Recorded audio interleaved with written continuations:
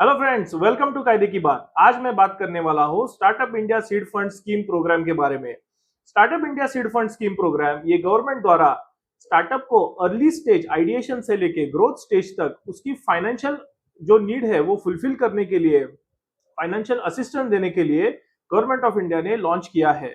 तो इसमें eligibility criteria क्या होता है? So basically there are 5 to 6 major eligibility criterias which needs to be fulfilled by a startup. तो सबसे पहली चीज है वो startup private limited company, LLP या फिर रजिस्टर्ड पार्टनरशिप बोल के रजिस्टर्ड होना जरूरी है। So it means proprietorship, public limited company इसमें एलिजिबल नहीं है। दूसरी चीज, उस स्टार्टअप के पास डीपीआईआईटी का रजिस्ट्रेशन सर्टिफिकेट होना जरूरी है। तीसरी चीज, ये स्टार्टअप की जिस दिन पे वो एप्लीकेशन कर रहा है उसकी एज 2 साल से कम होनी जरूरी है।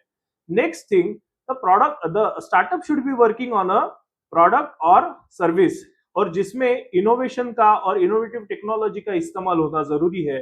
वो टेक्नोलॉजी, वो प्रोडक्ट और सर्विस कमर्शियल वायबल हो, इकोनॉमिकली स्केलेबल हो, और सबसे इंपॉर्टेंट चीज, it should be capable of solving problem of public at large.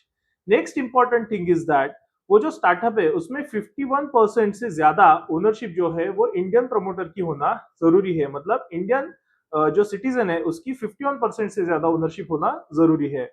Once you fulfil all this criteria, आप स्टार्टअप इंडिया सीड फंड के पोर्टल पे जाके आपको रजिस्टर कर सकते हो और इस फंड के लिए एप्लीकेशन कर सकते हो। अगर आप एलिजिबिलिटी फुलफिल कर देते हो तो आपको एग्जैक्टली फंड मिलेगा तो कितना?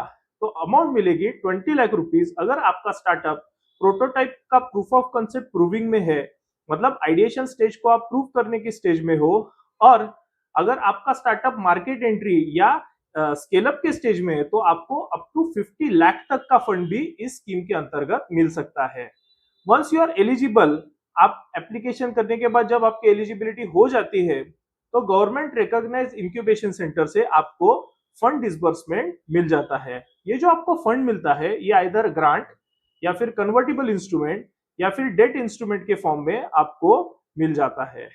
इस स्टार्टअप सीड फंड स्कीम में एप्लीकेशन करने के लिए कोई भी बेसिक एजुकेशन क्वालिफिकेशन की प्रमोटर की जरूरत नहीं है।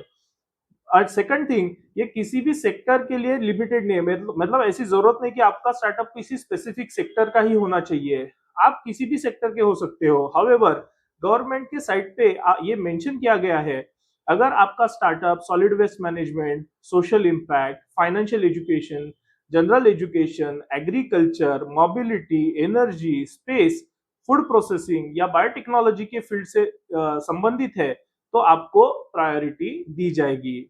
Once you are allotted the fund, आपको उस फंड को सिर्फ और सिर्फ आपका जो यूटिलाइजेशन प्लान जो आप ही बनाते हो और सबमिट करते हो उसी के हिसाब से उस फंड को यूटिलाइज करना पड़ेगा। So this is all about startup India seed fund scheme programme.